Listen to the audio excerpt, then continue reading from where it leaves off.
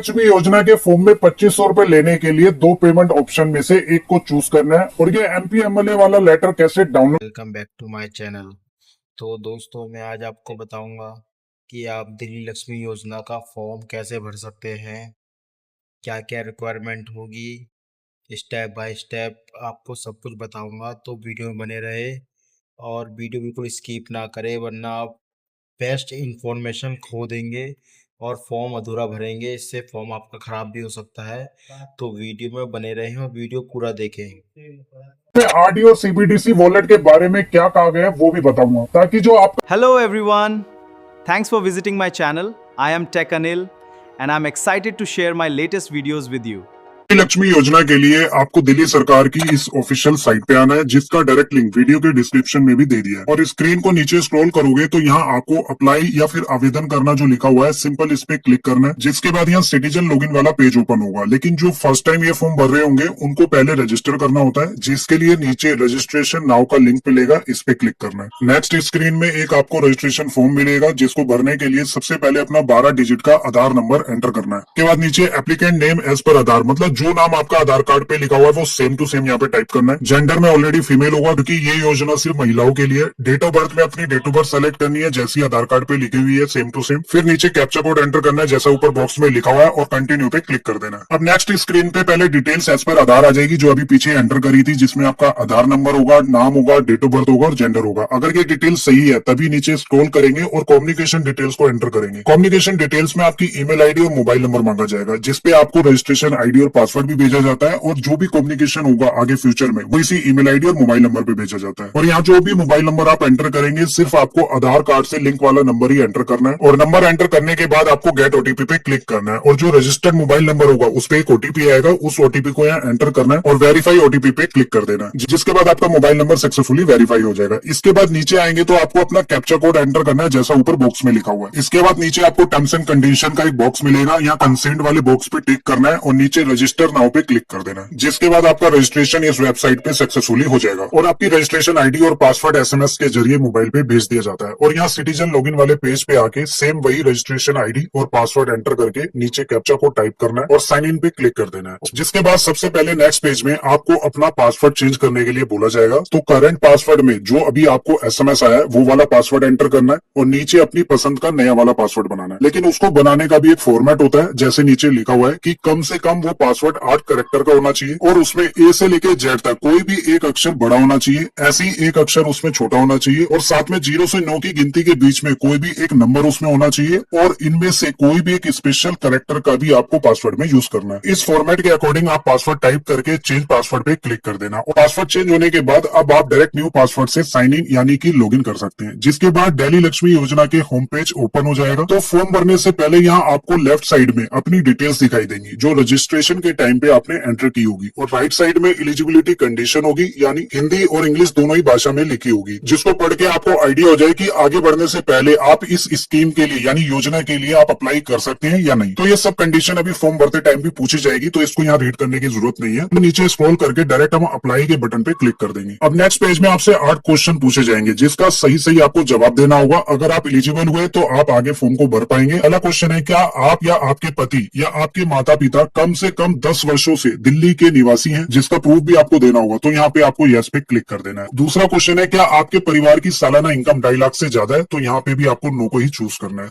तीसरा क्वेश्चन है, क्या आपके परिवार की इस फॉर्म को भरने से पहले के पिछले 12 महीनों में बिजली खपत 2400 यूनिट से अधिक है, मतलब हर महीने में अगर आप 200 यूनिट से ज्यादा का यूज कर रहे हैं तो आप इस स्कीम के लिए एलिजिबल नहीं होंगे। तो यहाँ पे भी आपको नो को चूज करना होगा। फोर्थ कंडीशन है, अगर आप पहले से किसी राज्य या कोई भी फाइनेंशियल मदद ले रहे हैं, जैसे कोई पेंशन ऑलरेडी ले रहे हो, तो वो भी एलिजिबल नहीं है, इसलिए यहाँ पे भी हमें नो को चूज करना होगा। फिफ्थ क्वेश्चन पूछा गया है, क्या आप या आपके परिवार में कोई भी व्यक्ति राज्य सरकार, भारत सरकार, सार्वजनिक क्षेत्र का बोर्ड या फिर गवर्नमेंट ऑर्गेनाइजेशन में रेगुलर या फिर कॉन्ट्रेक्चुअल कर्मचारी या फिर कोई सर्विस खत्म होने के बाद पेंशन तो नहीं ले रहा, तो हम यहाँ पे भी नो को ही चूज करेंगे। सिक्स्थ क्वेश्चन है, क्या आप या आपके परिवार में किसी के पास 4 पहिया वाहन है, तो इसमें कोई क्लैरिटी नहीं दे रखी कि वो कार जो है वो पर्सनल होनी चाहिए या कमर्शियल, यहाँ पे भी नो को चूज करेंगे। सेवंथ क्वेश्चन है, क्या आपके यानी जो महिला का फॉर्म है उनके 3 बच्चे से अधिक है, तो जिनके 4 या उससे ज्यादा बच्चे हैं वो भी इसके लिए अप्लाई नहीं कर सकते, तो हम यहाँ पे भी नो को चूज करेंगे।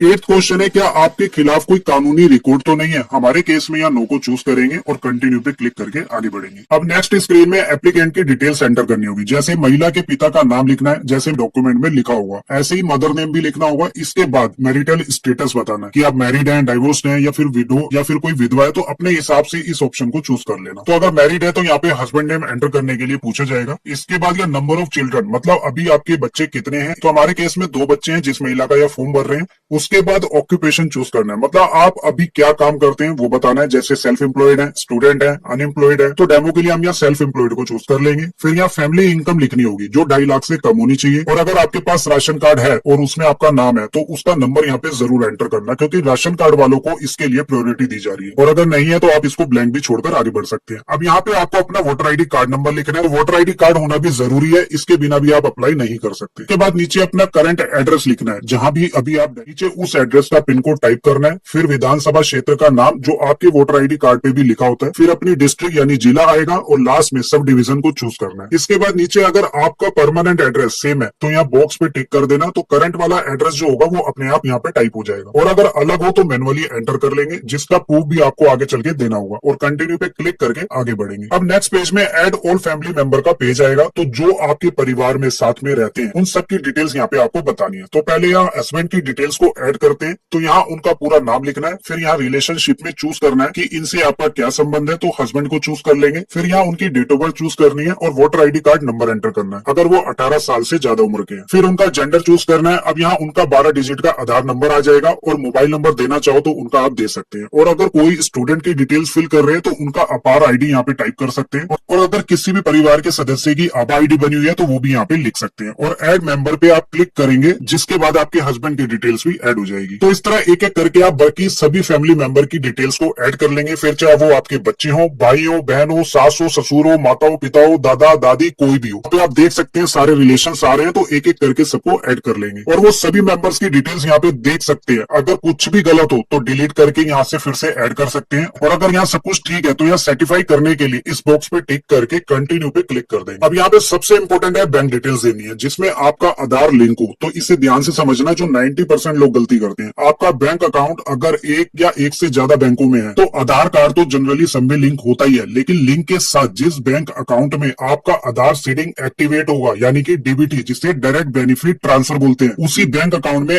आपको सरकार पैसा भेजती है। तो इस वीडियो को देख के एक बार जरूर चेक कर लेना कि आपके किस बैंक में डीबीटी अभी एक्टिव है, और अगर उसको चेंज करने की जरूरत है तो वो भी आप ऑनलाइन ही कर सकते हैं। वरना बाद में आपको पता चला कि पैसा आपके ऐसे बैंक अकाउंट में भेजा जा रहा है जो आप यूज ही नहीं करते, या फिर डीबीटी किसी भी बैंक में एक्टिवेट नहीं होगा तो वो सरकार के पास वापस चला जाए। तो फॉर्म भरने के बाद इसे एक बार जरूर चेक कर लेना। तो जिसमें भी आपका डीबीटी एक्टिव होगा उस बैंक की डिटेल्स को यहाँ पे एंटर कर लेना। अब स्क्रीन को नीचे स्क्रॉल करेंगे तो एक और सबसे इंपॉर्टेंट बात को ध्यान से समझना, पेमेंट ऑप्शन। तो यहाँ आपको 2 ऑप्शन मिलेंगे, फर्स्ट और सेकंड ऑप्शन में से किसी एक को चूज करना होगा। तो यहाँ फर्स्ट ऑप्शन आपको तब सेलेक्ट करना है अगर आप चाहते हो कि सरकार द्वारा जो 2500 रुपए की ये राशि दी जाएगी वो टोटल पैसा आपका आरडी या फिर एफडी अकाउंट में जुड़ता रहे, और वो सिर्फ आपको मेच्योरिटी पे विड्रॉल हो, मतलब 3 साल के बाद मेच्योरिटी होगी। और सेकंड ऑप्शन, अगर आप चाहते हो कि सिर्फ 1500 रुपए की आरडी हो और बाकी जो 1000 रुपए हैं आप उसे यूज कर सको, यानी सीबीडीसी वॉलेट से, तो इस ऑप्शन को चूज करना है। अब आरडी और सीबीडीसी क्या है इसे भी ध्यान से समझते हैं, क्योंकि इसके बारे में ना ही कोई बात कर रहा है और ना ही किसी को पता है। आरडी की फुल फॉर्म होती है रिकरिंग डिपॉजिट, जिसमें सरकार आपके बैंक खाते में अलग से एक आरडी अकाउंट ओपन करेगी, जिसमें हर महीने 3 साल तक 1500 रुपए जमा होंगे, और 3 साल बाद मेच्योरिटी कंप्लीट होने के बाद ये पैसा आपको विद इंटरेस्ट, साल से पहले आप इसको विड्रॉ नहीं कर सकते। और 1000 रुपए डायरेक्ट आपके सीबीडीसी डिजिटल रूपी वॉलेट ऐप में आएंगे, यानी सीबीडीसी का मतलब होता है सेंट्रल बैंक डिजिटल करेंसी। तो ये क्या होता है, ये एक्चुअली आरबीआई का डिजिटल रूपी है। जैसे आप फोन पे, गूगल पे से यूपीआई पेमेंट करते हैं, वैसे ही आप सीबीडीसी वॉलेट से आप किसी भी क्यूआर कोड को स्कैन करके पेमेंट कर सकते हैं। लेकिन ये जो 1000 रुपए का आप यूज कर सकते हैं, इसके लिए भी कंडीशन है कि आप सिर्फ घरेलू सामान के लिए कर सकते हैं। का इस्तेमाल नेगेटिव लिस्ट वाली चीजें जैसे शराब, गुटखा या फिर ऑनलाइन गैम्बलिंग में नहीं होगा, और ना ही आप इस पैसे को कैश निकाल सकते हैं। ये सिर्फ ऑनलाइन यूपीआई जैसा चलता है, जिसे आप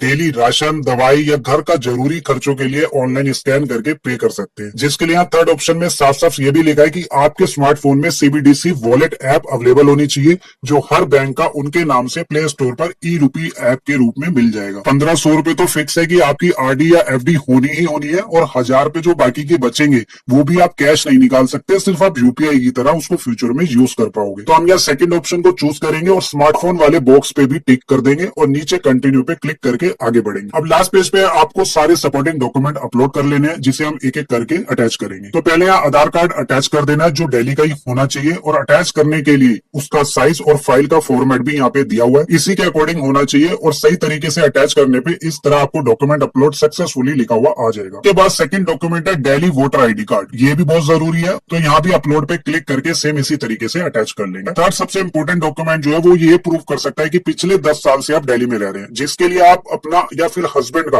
वोटर आईडी कार्ड हो गया, ड्राइविंग लाइसेंस, राशन कार्ड या फिर बिजली पानी गैस का कोई भी बिल हो वो भी आप दे सकते हैं। तो हम वोटर आईडी कार्ड को ही अटैच कर लेंगे और लास्ट में एज प्रूफ को भी अपलोड कर देना। इसके बाद नीचे अपनी लेटेस्ट पासपोर्ट साइज फोटो को अपलोड करना है, फिर नीचे अपने सिग्नेचर अपलोड करने हैं, तो साइन किसी भी एक व्हाइट पेपर पर कर लेना और उसकी इस तरह इमेज क्लिक करके रख लेना और इस तरह उसको भी अटैच कर देना। इसके बाद यहाँ कंटिन्यू करके आगे बढ़ेंगे, जिसके बाद बस अब अपने पूरे फॉर्म को फाइनल रिव्यू कर लेना, क्योंकि होगी तो आप एडिट कर सकते हैं। और नीचे स्क्रॉल करेंगे तो यहाँ रिस्पॉन्सिबिलिटी से जुड़े कुछ बातों के लिए आपसे कंसेंट लिया जाएगा कि आप जो भी यहाँ पे लिखा हुआ है वो सब करेंगे। सभी बॉक्स के आगे आपको टिक करना है। तो वीडियो ज्यादा लंबी ना हो इसलिए मैं जल्दी से यहाँ पे ओके कर रहा हूँ, और यहाँ कंटिन्यू टू एंडोर्समेंट पे क्लिक करेंगे तो फाइनल सबमिट के लिए पॉपअप मैसेज आएगा। तो ध्यान रखना, एक बार अगर यहाँ से आपने फॉर्म को सबमिट कर दिया तो बाद में आप कोई भी सुधार नहीं कर सकते और फॉर्म भी रिजेक्ट हो सकता है। तो स्पेशली जो लोग वीडियो को बीच में बार बार स्किप करके देखते हैं, ये गलती मत करना। और अगर सब कुछ ठीक है तो यहाँ यस सबमिट पे क्लिक कर देंगे तो आपकी डिटेल सबमिट हो जाएगी। लेकिन लास्ट काम अभी पेंडिंग है, MP MLA endorsement letter upload करना। तो यहाँ नीचे आपको जो डाउनलोड लिखा है इस पे क्लिक कर देना है। तो जो भी डिटेल्स आपने एंटर की थी फॉर्म के अंदर उसके हिसाब से एक लेटर जनरेट होगा, जिसका प्रिंट लेके आपको अपने विधानसभा क्षेत्र के